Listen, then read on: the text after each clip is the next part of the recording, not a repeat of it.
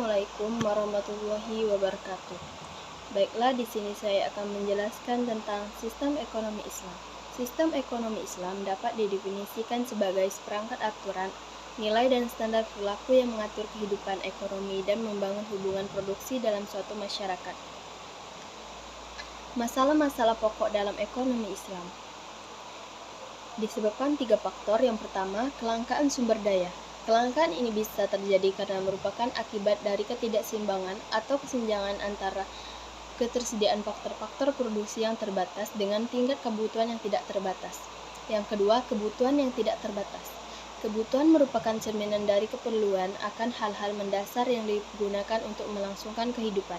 Yang ketiga, keterbatasan faktor-faktor produksi. Faktor-faktor produksi merupakan sesuatu yang tidak ada atau disediakan oleh alam atau diciptakan oleh manusia yang dapat digunakan untuk memproduksi barang dan jasa.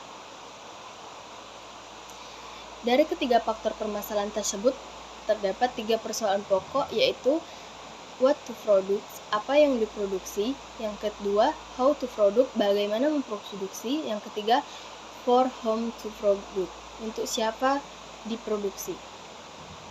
Pertanyaan-pertanyaan tersebut muncul karena adanya keyakinan bahwa keinginan manusia itu tidak terbatas, sedangkan kebutuhan manusia atau sumber daya manusia yang ada atau tersedia itu terbatas.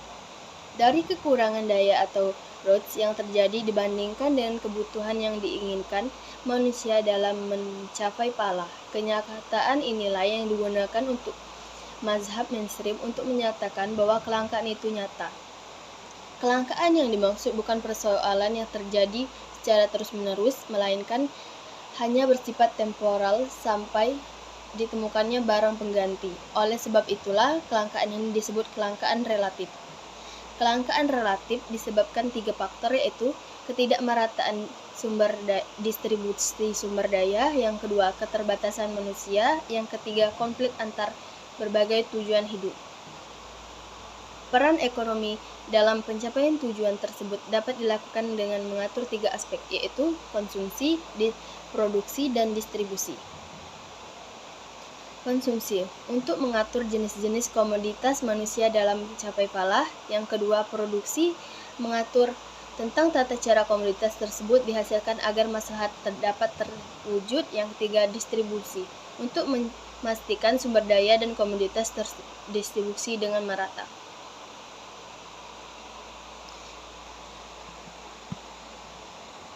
Perbedaan masalah pokok ekonomi konvensional dan ekonomi Islam.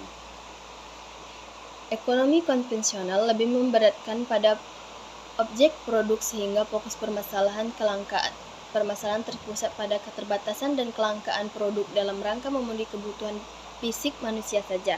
Sedangkan ekonomi Islam menekankan pada objek manusia sehingga fokus permasalahan tidak hanya terpusat pada produk semata, tetapi juga pemberdayaan manusia untuk dapat menyejahterakan diri, keluarga, masyarakat, hingga negara.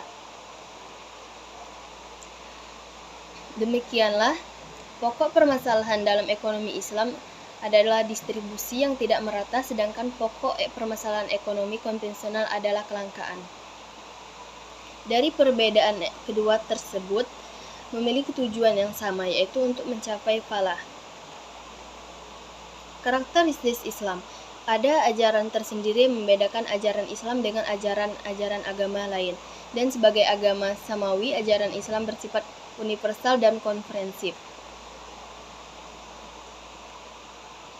Universal mempunyai pengertian bahwa Islam datang sebagai petunjuk bagi semua umat manusia dengan berbagai macam latar belakang dan budaya dan akan terus sesuai dengan perkembangan zaman.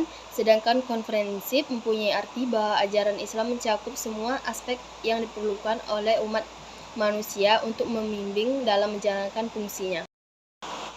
4 karakteristik ekonomi Islam. Yang pertama, iktisad rabani atau ekonomi ketuhanan, merupakan karakteristik pertama yang membedakannya dengan sistem ekonomi lainnya. Yang kedua, iktisad akhlaki atau ekonomi akhlak. Peran akhlak dalam Islam sangat signifikan karena perbaikan akhlak merupakan tujuan utama diutusnya Nabi Muhammad SAW. Yang ketiga, iktisad insani, ekonomi kerakyatan. Dalam ekonomi Islam, Setiap orang memiliki kesempatan yang sama untuk memenuhi kebutuhan hidupnya. Yang keempat, iktisad wasati atau ekonomi pertengahan.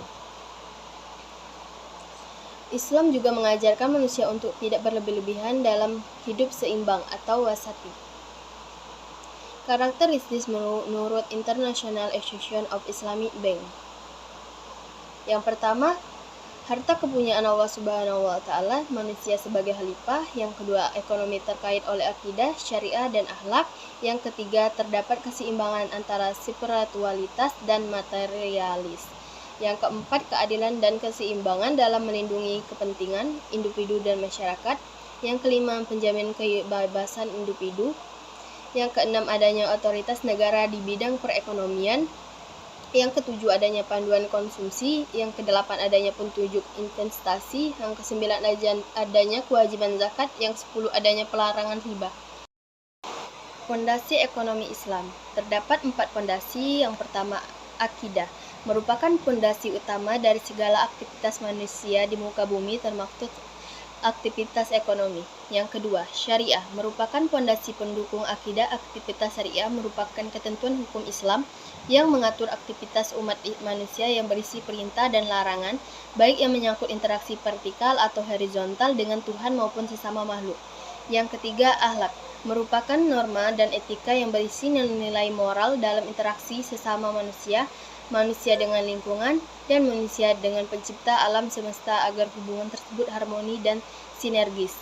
Yang keempat, uhuwah atau kesetiakawanan, merupakan prinsip persaudaraan dalam menata interaksi sosial yang diarahkan pada harmonisasi kepentingan individu dengan tujuan kemanfaatan secara umum dengan semangat tolong-menolong.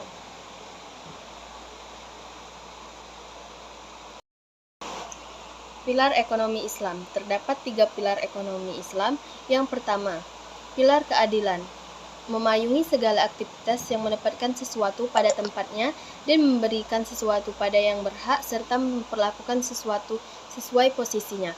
Yang kedua, pilar keseimbangan, yaitu penyimbangan antara aspek material dan dengan spiritual dalam segala aktivitas ekonomi. Yang ketiga, pilar kemaslahatan, yaitu segala sesuatu bentuk kebaikan dan manfaat berdimensi integral, duniawi dan ukhrawi, material dan spiritual, serta individu dan selektif. Tujuan ekonomi Islam. Dalam Islam, tujuan ekonomi selaras dengan tujuan syariat Islam atau maqasid syariah, yaitu mencapai maslahat untuk kebahagiaan dunia akhirat. Tujuan akhir penerapan ekonomi Islam adalah mewujudkan falah, hal-hal yang tercapai jika kemaslahatan dalam bidang ekonomi terwujud.